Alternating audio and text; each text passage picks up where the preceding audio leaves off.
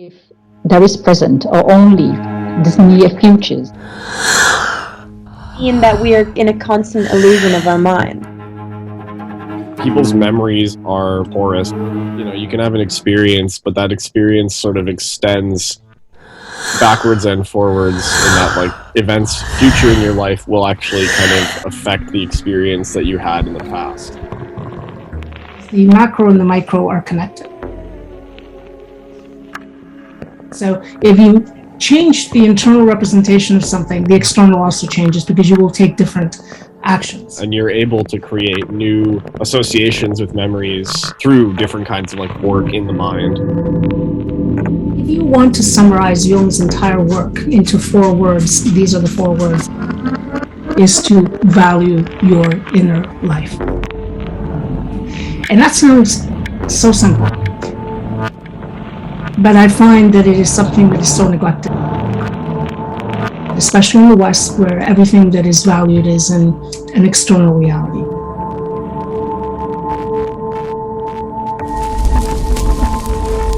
As far as we're concerned, especially in the Western world, we could all just be a bunch of floating heads and no one would notice a difference. That sort of bodily integration.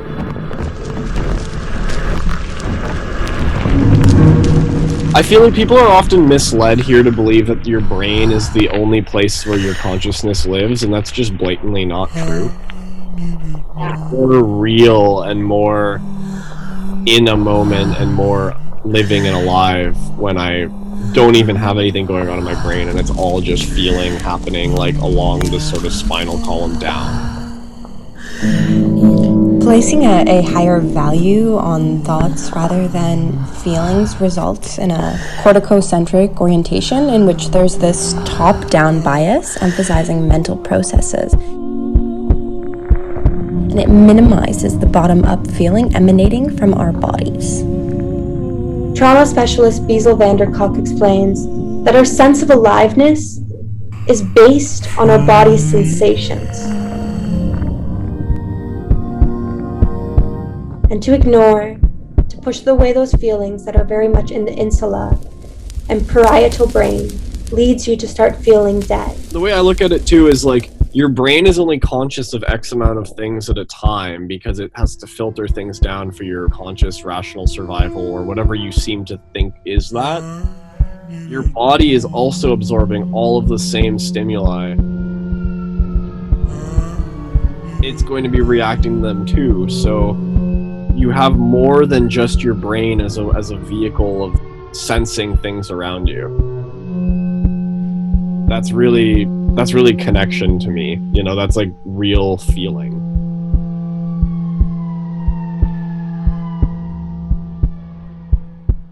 But simultaneously, while I do agree, has been an overemphasis on the top-down bias, rational mind over the feeling and embodied sensations, I would also like to really look into the balance of it.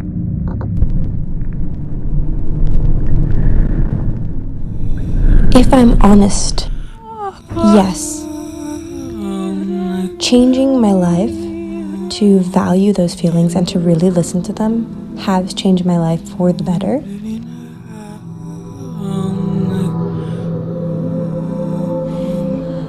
But when I feel fully alive, it's always in the midst of the two. It's never one or the other. So I also don't mean to demonize the other side. It's rather to encourage an equilibrium. And the way we do it, by the way, is to value your inner life. What does that mean? It means value your dreams. A lot of people kind of discard them as the detritus of the day that happened before. Value your imagination. That's not fantasy. Right? Fantasy is where you direct in your mind, you're telling yourself a story about how you're a big star or whatever. That's fantasy. But the imagination is something I think artists work a lot with. They're images that come unfiltered. They seem to arise from God knows where, and they come into consciousness, and the way you work with it is by allowing the images to speak, not directing them, let them tell you what they want.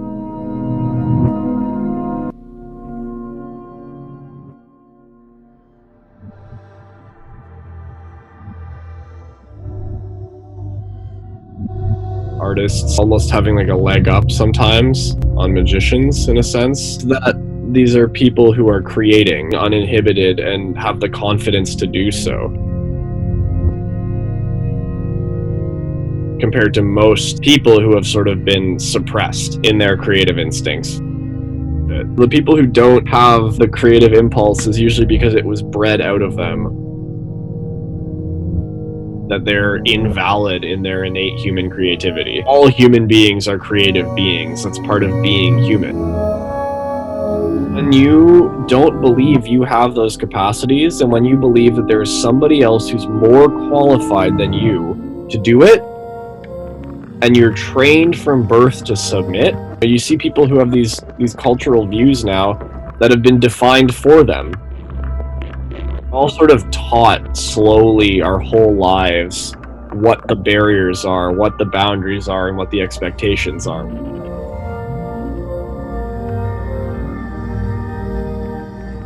By working with the inner images, what I found has happened is the individual changes. And one of the ways they change, which is why I value his work so much, is that they encounter the images that are related to their complexes. What is a complex? It's a charged feeling reaction you have when something inside of you is triggered. Maybe because of your past history. We all have past histories. We have emotional distress in our past, and whenever something comes up that resembles it, boom, it activates it. But what I think Jung, and especially a writer, James Hollis, what he says is, look, you have to act as if you're responsible for everything. We cannot take on the guilt of somebody else. We have to look at our own world and say, where am I projecting whatever it is I'm projecting?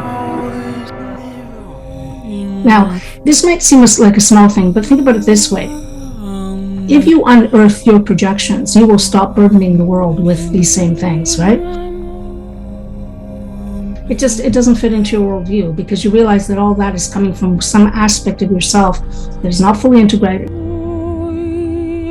because in some way it is rejected by you, by the conscious mind.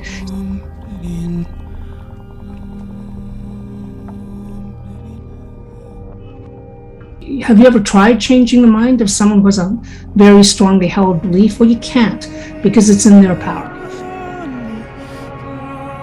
And what you're saying is, it's your power, your responsibility, and you must take the responsibility for the whole thing. And that is something a lot of people don't want to hear, because it means that you can no longer blame your partner for not being the perfect partner. You can't blame your kids for not living up to their potentials, because maybe they're your potentials.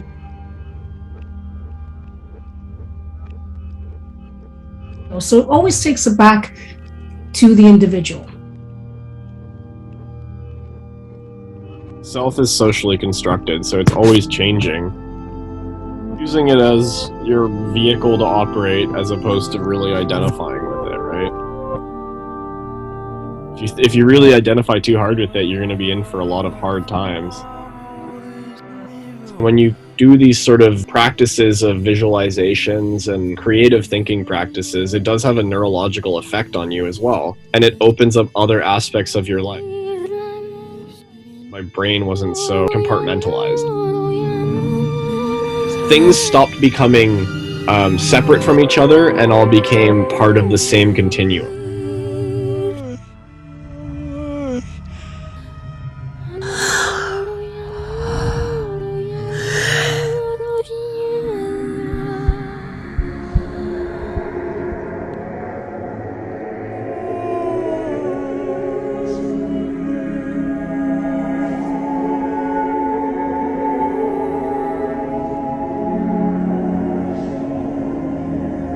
We have both masculine and feminine forces within us. People get very upset. What are you talking about, men, women? We're not talking about men or women. Yin yang, that's probably less loaded. I had this dream. I had this note in my hand, and every time I looked at them, The active principle, the receptive principle. said, like you said. Here's a more loaded one: chaos and order.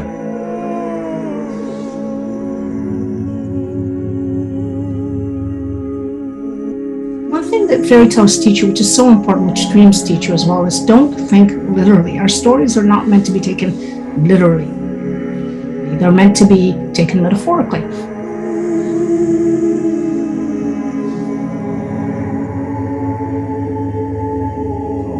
And the fairy tales are often telling you what is devalued in the general collective.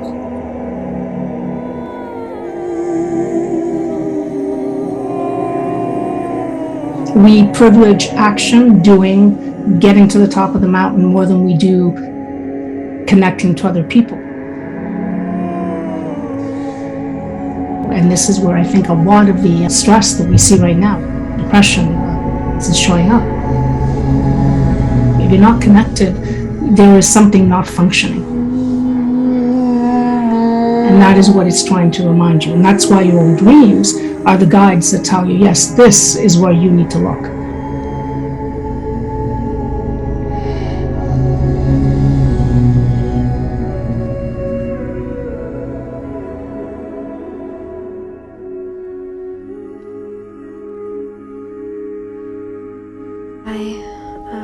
This dream, I had this note in my hand, and every time I looked at the note, it said, let yourself die. Then sometimes I close the note, I forget what it said. I had this dream, I had this note in my hand, and every time I looked at the note, it said, let yourself die. Then sometimes I close the note, I forget what it said, and it opened up again. It would say, you will die. The thing is, I'm not even sure if this is real. But I remember being 5 years old, and I was playing in some soccer game, and I just remember it was a later game, so it was dark, and there were trees beside the field, and I remember chasing. I don't even remember if I was chasing the ball or I was just running, but suddenly everything around me felt very blurry. The trees sort of melded together. And I felt like I was running at light speed, and I felt like I could run forever and not get tired. And it was this fleeting moment where I just felt like a pure awareness with everything around me. And for whatever reason, that image, that feeling, moment, even if it's not real, it stuck with me. It's one of those things where it's very bottom up, right? Nothing really happened, but it was just so vivid and so powerful, and it felt so